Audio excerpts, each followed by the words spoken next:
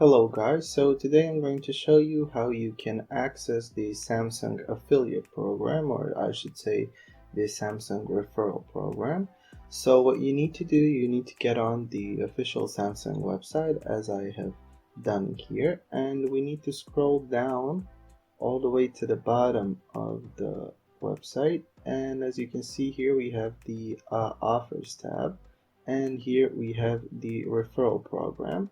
So we're going to click on this, and once we open the referral program, it will give us the explanation of what we need to do and how we can use this program. So as you can see, here are the explanations. So you need to create a Samsung rewards account after making a purchase on the Samsung.com website or the Samsung Shop app. And once you do that, you get a code that you will then share with other people. And as you can see, here are the ways that they count the referrals. So yeah, once you do that, you see here you can make up to $100 per friend and $1,000 per year.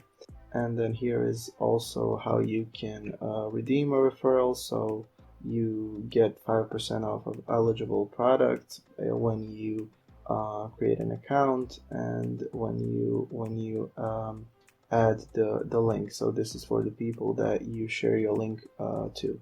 So yeah, it's really easy, and I hope that this video is helpful to you, and thank you for listening.